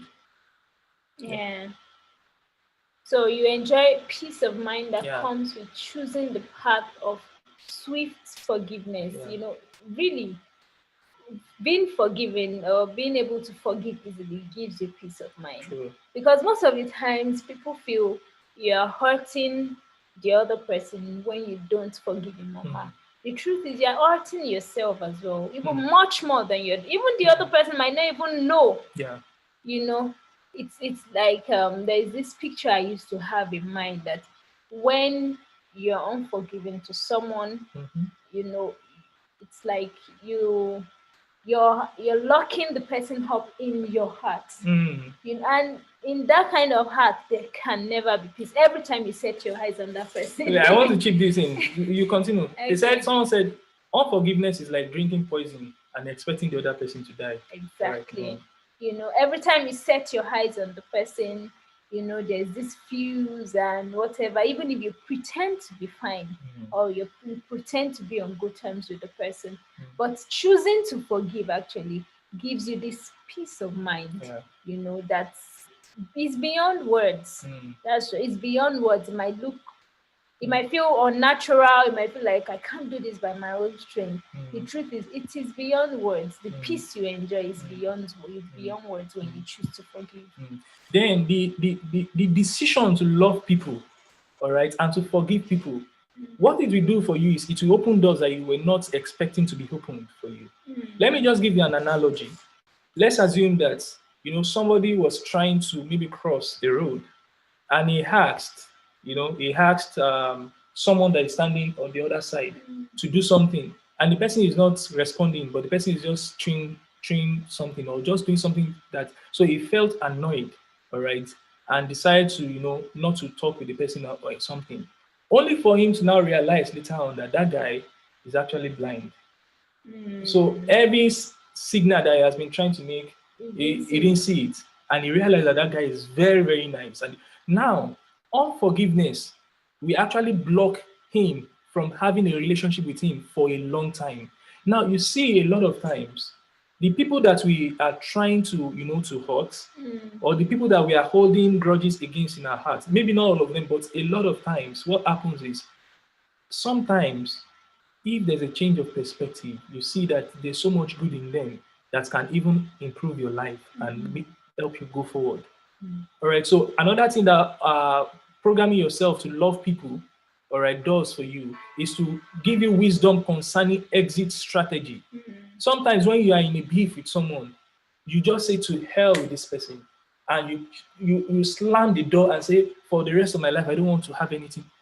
Oh, really? No, you shouldn't do that. All right. Because really, you don't even know if that person is going to be the doctor that is going to save your life or the person's child. All right. So no matter how hot you are being with someone, all right, every door that you want to close, ensure you close it gently because you may need it in another day. And even if you are not going to need it for yourself, it could be your children. There are stories of people, you know, that get to places, all right, they were helped not because of what they did, but because of what their parents did. True. All right. Another thing it does for you is creative intelligence. Learning to love your enemy expands your perspective into people's pains and how to be involved in the healing. All of us, we are using mobile phones. Some people are using computers. Some people are using algorithms that were developed by people. All right. Now, some of this creative intelligence, some of them come, you know, by Abatistine. He says that sometimes he just sleeps and wakes up and he sees that, you know, he is able to solve it. He can't explain it. It's not by what you have learned in school.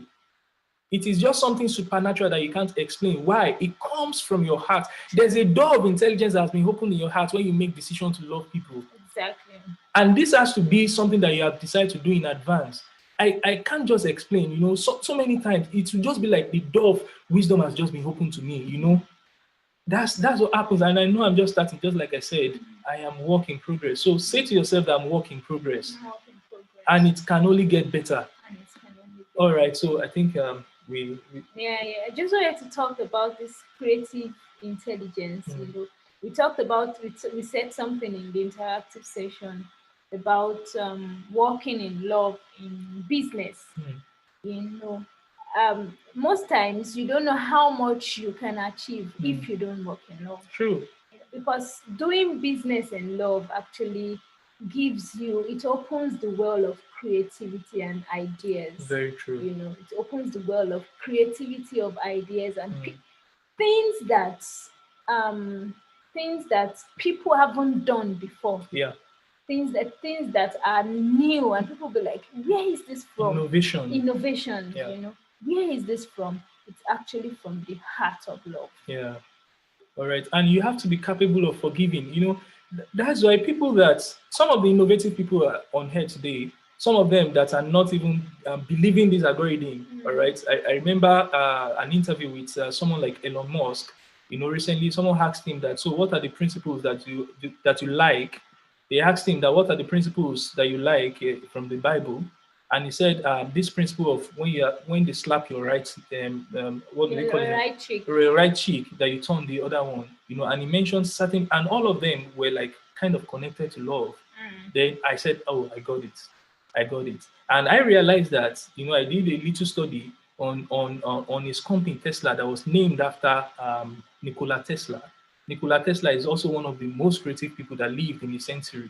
All right. However, you know, there was so much creative intelligence that was in his heart, in Nikola Tesla's heart, you know, that I may not be able to explain. Now, maybe in another seminar, we would probably explain that. Just briefly, the creativity in his heart couldn't find so much expression because he wasn't really ready to share his ideas or whatever, you know. Unlike Elon Musk. No. It's okay. Let me just go over it. He had so much creative intelligence in him, such that, you know, when he had an issue with the manufacturer of lights, that's Thomas Edison. All right, they told him that his invention, that it would probably be taken away. He said there's no problem, that all he just wants is that this invention goes public. Then there was another time, you know, they told him about certain things that other people are working on. He said there's no problem, that he has so much ideas, you know, and is ready, you know, to release those things. All right, but the emphasis here is people that have made a decision ahead of time not to be offended, all right, and to be given to love. They experience a depth of intelligence that others cannot understand. They can't understand it. There's no amount of way to explain it that you understand. So if you think you're intelligent and you are not forgiving, then you are living lesser beyond your abilities. All right. Exactly.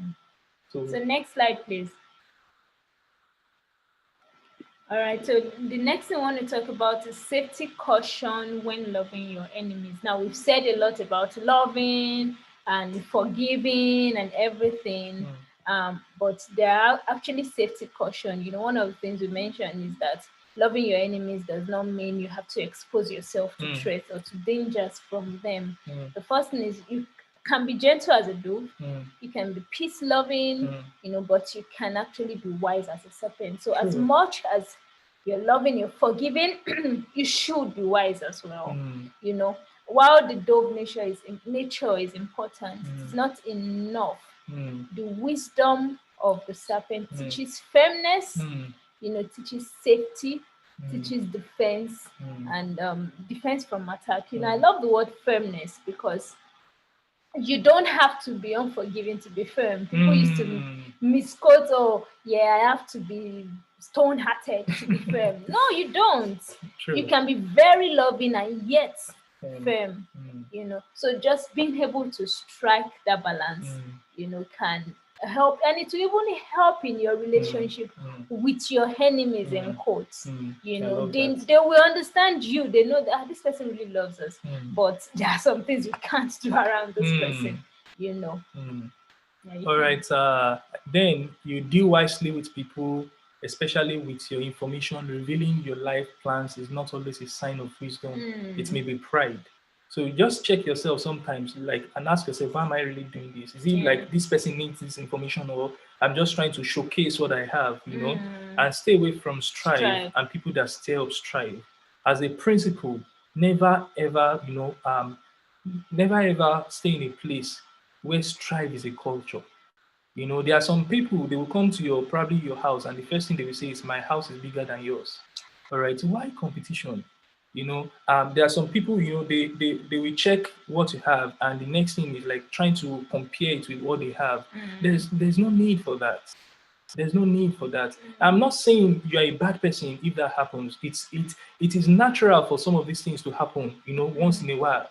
But what we do when it happens is to recalibrate yourself. You say that love is patient, love is kind. That means I am happy. I celebrate with this person when it happens to this person. And when the person sees that you are celebrating, they can see your good heart and know that, this person is good enough to be entrusted with other opportunities. Exactly.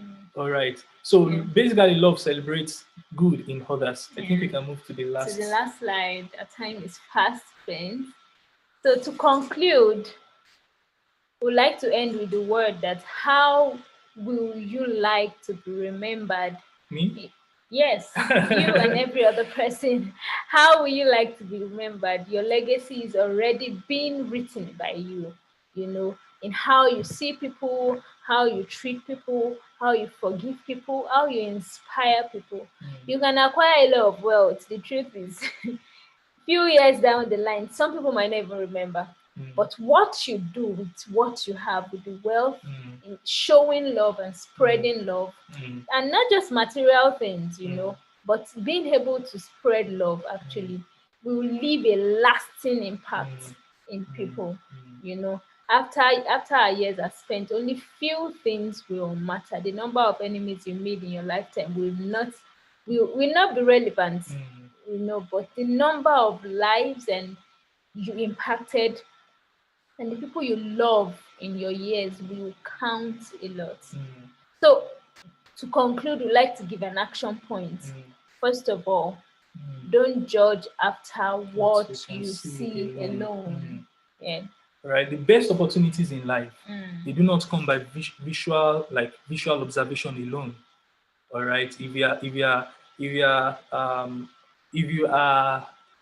you have the habit of making judgment based on what you can see, all right, you lose out on a lot of opportunities, either in relationships, all right, or in other parts of life. So some of the great people, for instance, in my life that I can trust so much now, they did not really look great, trustworthy from a distance based on my background ideology. All right. But on coming close to them, and over the period of time, you see, there's so much greatness that is imagined in them. And I just give God thanks. I'm just grateful, that our paths crossed. Yeah. And I can categorically say, now, look at like 5 people that are close to me and look at them in 20 years. All right. Not by, I consider it a privilege that I'm close to them. All right. All right. The truth is, a lot of them are going to be great in 10, 20 years time. All right. So when you look at people, the other point now is look out for gems in people. Someone once explained the difference between good, great, and genius. He said that good people are able to hit a target accurately. All right. Great people, they know how to achieve targets faster than others. But he said a genius is someone that can see a target that others cannot see. All right. So everybody look, but few can see. All right. Are you seeing anger in your colleague at work? Is what you can see competition? All right. That is not who the person is. There's a gem that is hidden in that person. You see, there's a wise saying that wisdom in the heart of a man is like many waters, but the man of understanding brings it out. All right. So this is it. Whether it's your boyfriend, your girlfriend, your spouse, your father, your mother, anything, any habit you're seeing in them that is not good, that is not all there is to them. Yeah, look beyond that. There's gem in them. Gem. And speaking of that, it just occurred to me that most times when we complain about people's attitude, we should not we shouldn't even complain. Okay, but if eventually you complain, don't stop at that. Yeah. Try to inquire why they do what they do. Yeah. And probably lend a helping hand. That can even help improve the way they behave, And don't go and ask, this way that you're just getting angry. Why are you angry? No, of course, that's not it. All right, then finally, treat people well. Treat people well. Care for people. I remember a mentor, sharing yesterday that if all you do in your lifetime is treat people that are lower than you well, then you are made for life. Because really, a lot of times we don't have problem with the people that are higher than us. It's people that we feel that they are not up to our level. It could be someone that is higher than you, that you're looking down on the person. All right. So just have a habit of making people feel good. And without a reason, make people feel good without having a particular reason for it. Because immediately you have a reason to kindness. I believe there are different kinds of kindness. There's selective kindness, there's conditional kindness, there's elective, occasional kindness. All right, but the best kindness, it's unconditional kindness. When you help someone and the person is full of, he says, can I come? No need. How can I repay you? Go and be kind to others. That's unconditional kindness. So just have a habit that when people come around you, and if you have not tested it from me, and you're like, we are preaching this, but you are not doing it, I am walking. This is who I want to be known for. This is who I want to become. All right. So you can also say it to yourself. Some of these things, one of the things we do, all right, is to make it even our declaration. You can say it to yourself. If you see yourself doing something that you don't like, say to yourself that this is not. Yes, I walk in love. Yes. All right. So I think these are closing words. Yeah, we would like to take questions. If there's any question, maybe just one question. You can drop your questions in the chat room, and we'll just take a few questions, few minutes. If you have questions, please. Thank you. Honorable MC. Hi, thank you so much. That was a very insightful presentation. I think we all learned a lot from it. So always remember to love your enemies, not just your neighbors. So there's a question that asks, what do you advise I do when my love is not reciprocated or received on a good note?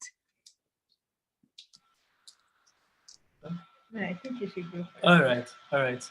Okay, when your love is not received, it's not reciprocated. I think that was my last statement. It is good. It is easy to be loving to people that will love you back.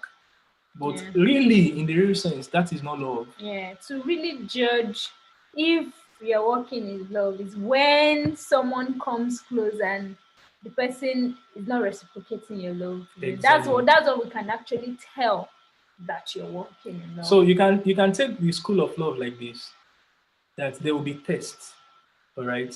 And it's not every day in school that you do tests, but it is school.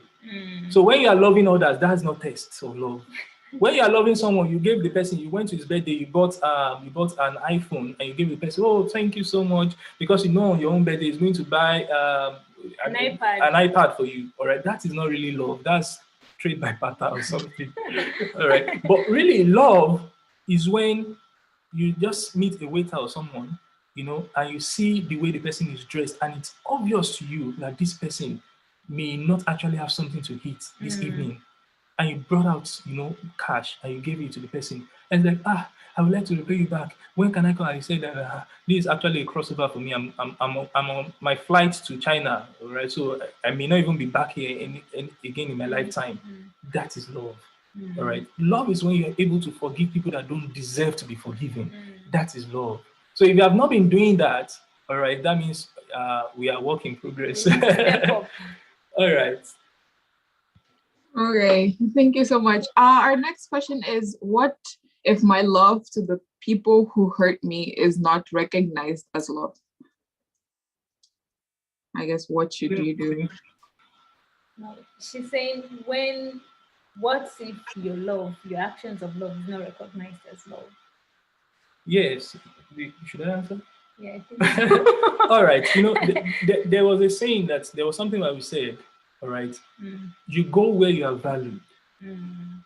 Love is gentle as a dove, but is not foolish. All right. It is where you are valued that we grow. And unless you grow, you are going to reduce. There's no middle ground. All right. Now, after saying that, all right, we also have to know that love is patient and love is kind. All right. So I may not, it would not really be very practical, to be in a relationship now and say that because this person has not reciprocated my love, I'm going away. Maybe the way I've been kind to the person, the person is not so I'm going away. All right. You are loved, and you should not be motivated by the rewards that person is giving you, because first of all, in fact, you can sow love in a place and not repeat in that same place. You can repeat any other place. All right. So I just said that to provide the balance to it. Yeah. So be wise, and at the same time also be patient. Yeah. Don't be easy to opt out. Don't be quick to opt out just because, oh, I want to be wise. No, you have to be patient too, because there might be an undertone to the person's reaction that you don't know about. And also know that people are work in progress.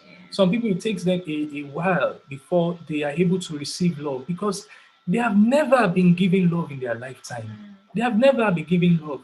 Imagine a woman that was raised in an abusive home, that is now a mother and now raised another child. The best she can give is an abusive love. All right, unless she has changed. All right. Now, what will now happen to that child? Unless there's actually a period where there's a transformation by revelation of love and light, not I mean from our platform alone now, but from anywhere. All right, unless the transformation in character in the heart takes place, it might be difficult. So when you are loving people, also know that they are work in progress. All right, and see yourself as a messenger, an ambassador of love to people, to show them how a normal person should be. Oh, that is profound. All right, so you've heard from you. Thank you. Thank you so much. Okay, up next we have our vote of thanks, and for that I would like to call Blessing.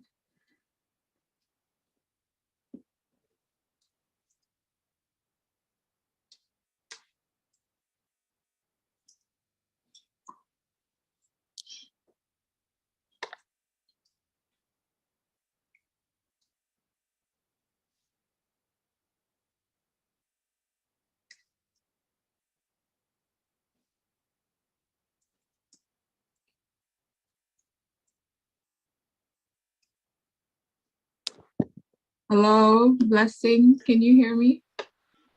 All right. I think our network is probably having issue with probably what I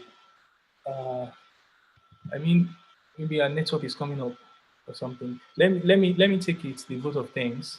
I would like first of all to appreciate. Please, Blessing, if you come up, you can I think she's speak. not probably online. All right. But anytime you are online, you can speak. I will hand over to you. First of all, we'd like to say a very big thank you to everyone that made it to join us today. Please don't go yet. Let's finish together. And there's more in store. Yeah, not too much, but there's more. All right. Our big appreciation to everyone that joined. First of all, to our community partners, starting with AddictNet. I don't know if the president of AddictNet, Barrister Justina, is here. We'd like to say a very big thank you to you and every member of AddictNet. Thank you so much. And also NIDO as well. We'd like to say a big thank you to you, President Barnes and Selfless Movements. I don't know if you are here. We'd like to say a very big thank you to you. To TWCM, thank you so much for honoring our invitation. Dr. Charles from Pretoria University in South Africa, we'd like to say a very big thank you to you. Campaign for Learning in Ghana, thank you so much. We love you so much, and we are glad you're able to make it today. And our rep from MHO FA, we'd like to say thank you for joining us today. And all our partners, all our supporters, all our friends, all our mentors, we have mentors, all our mentors, all our advisors, and everyone that has been supporting us all the way. By us now, I mean the Love Umbrella Network. We say a very big thank you to you. And the people that are going to stay to the end of this meeting when time goes off, oh man. We love you. We love you. Thank you so much. We love you. All right. Thank you so much. So I'd just like to hand over back to one of our advisors. He's our big brother. He's a mentor to us. Okay. Okay. I think there's an announcement before that. There's an important program that is coming up. I don't know if LGN Kamate is on. Elian Kamate, are you there? Okay. Yes, please. All right. Elian Kamate, he has a very, very interesting thing to talk about within 1 or 2 minutes. Please, let's just pay attention to him as he shares with us. Over to you, Kamate. Thank you so much, Mr. and Mrs. V. Wow, it's a great privilege once again to announce to us that there is an event coming up. It's the IGLOW Bootcamp. If you are with us in April, we held the IGLOW webinar. So this IGLOW Bootcamp, it's just the follow-up of the IGLOW webinar.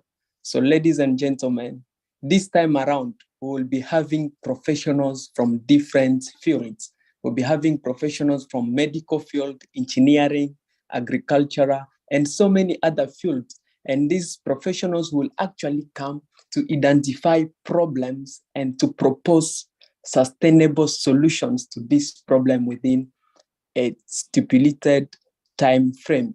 And these professionals actually will come and help us achieve the objective of this IGLOW Bootcamp. Wherever you are, just note down that there is an event coming up and you don't want to miss out on this IGLOW Bootcamp. And some of our objectives that we have for this IGLOW Bootcamp are to create an awareness of the needs for community service. And also, we want to explore the available human resources in addressing a need problem in the community.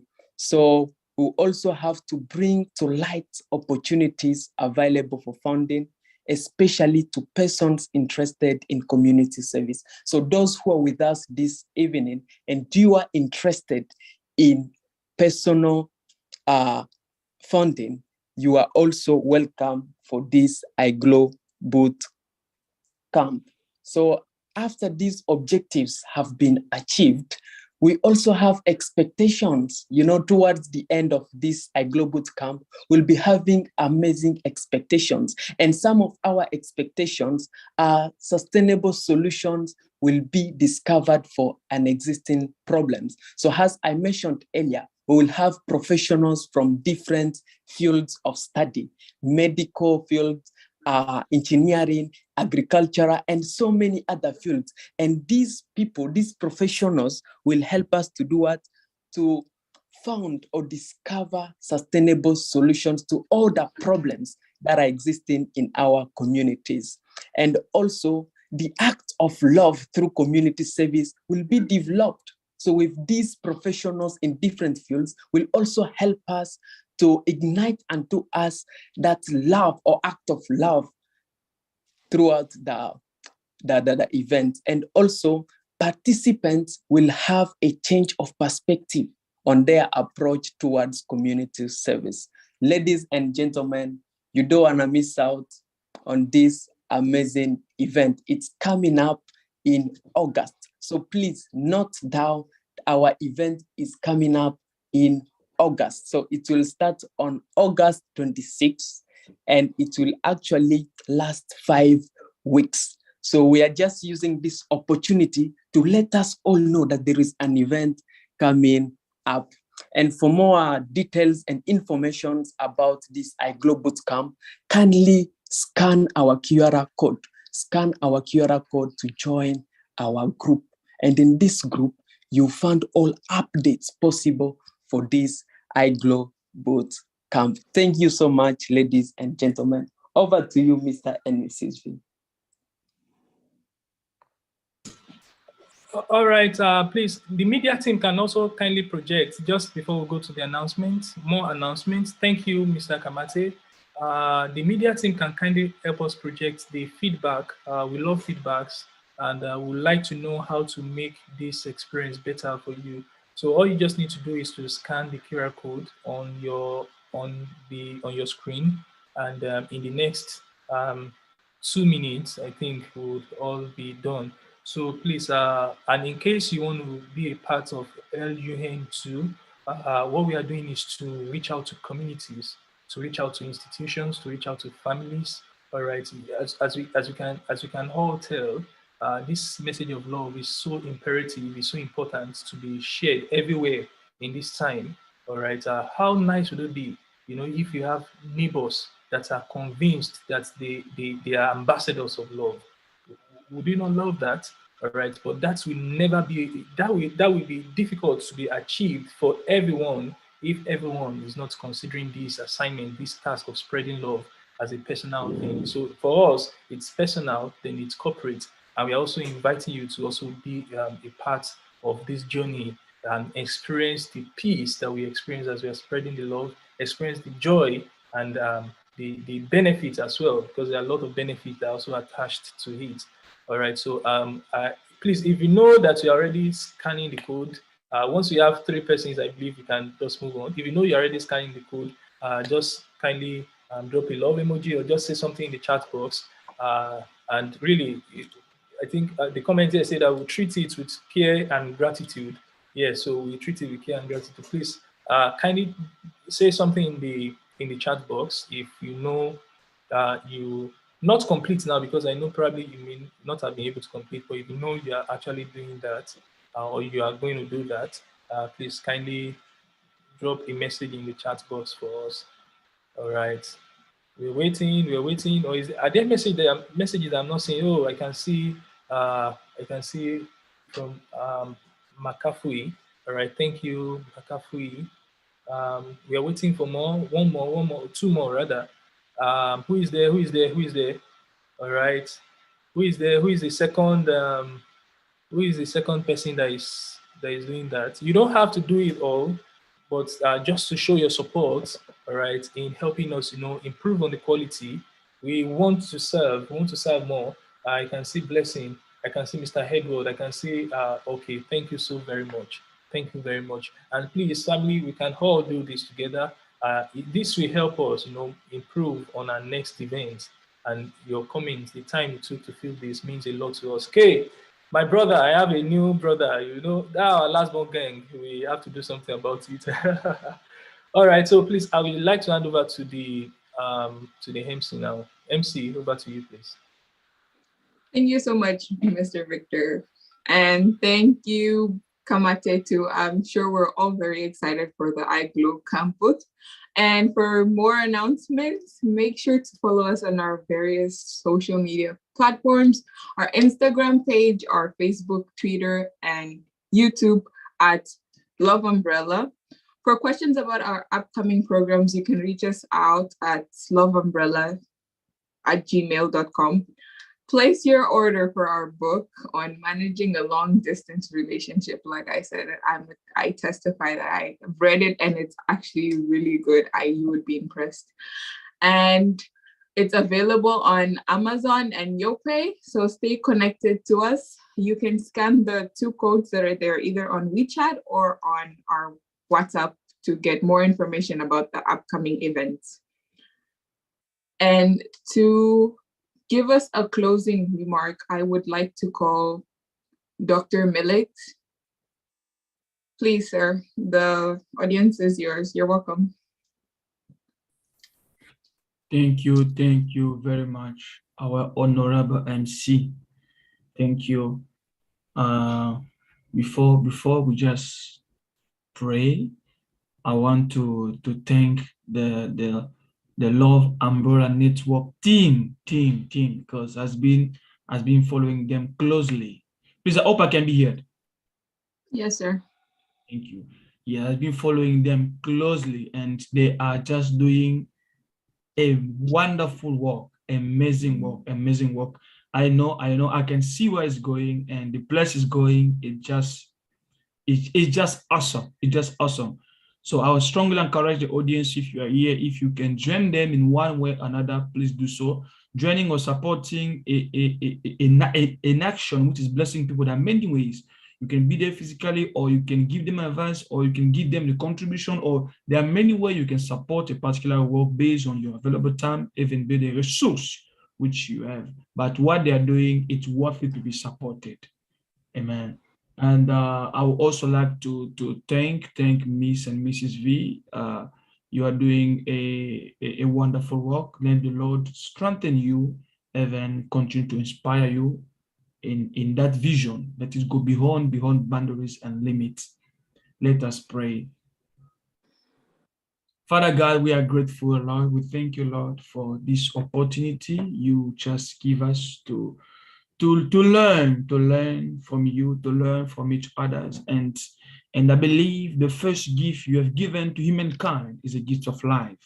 And Father, you call us to use it to bless each other, also to bless our humanity. And so is the objective of Love Umbrella Network. Father, bless this platform in the name of Mighty Jesus in any way or another.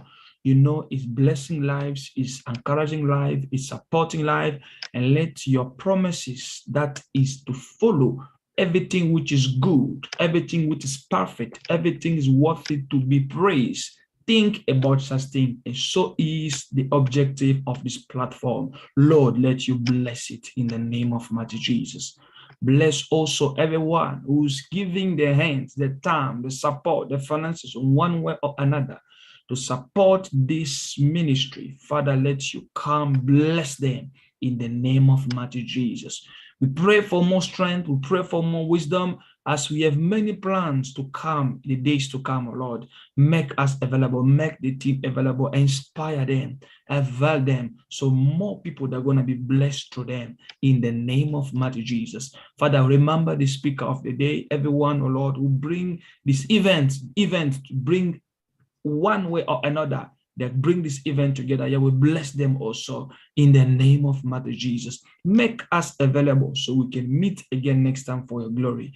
In Jesus' mighty name we pray and we declare amen. Amen. Thank you very much. Thank you. I'll hand over to MC.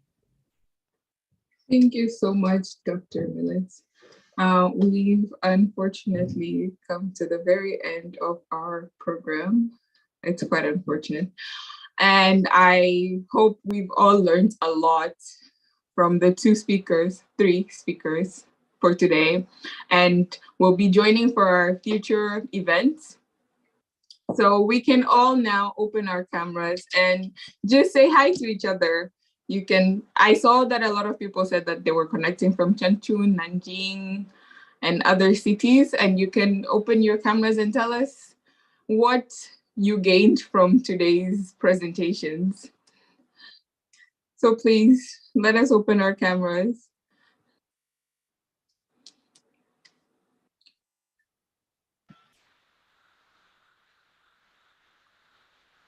I think people are waiting for the first person to go. Who's the first courageous person? I see Vero, I see Favor, I see Beth, I see Barry, Debbie, Louis George. Hi, guys.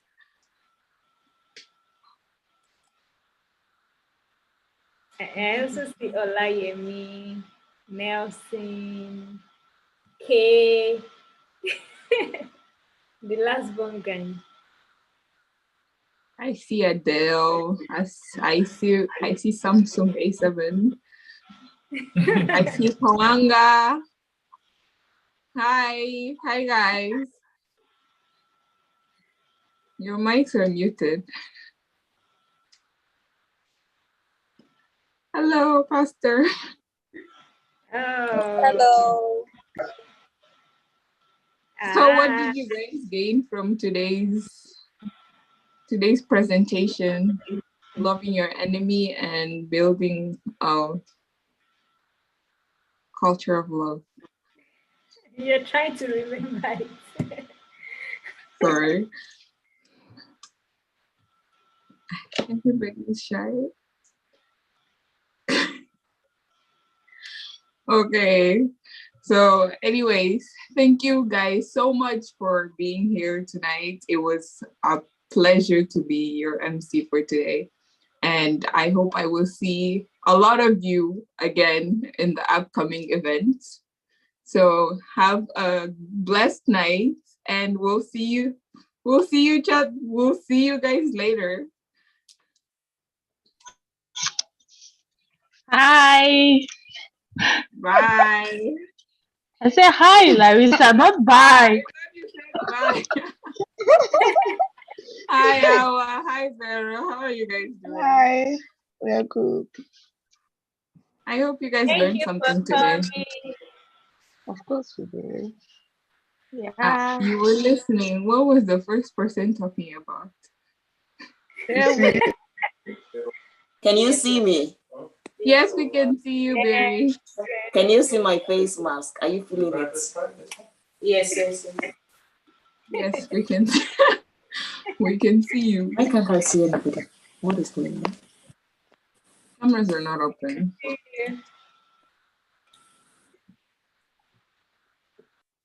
No. Oh. I can see Hawa, I can see Vero.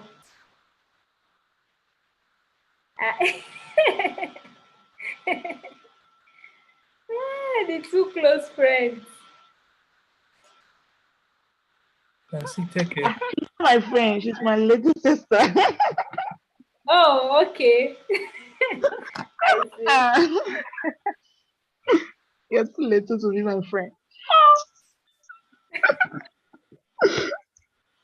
You're welcome.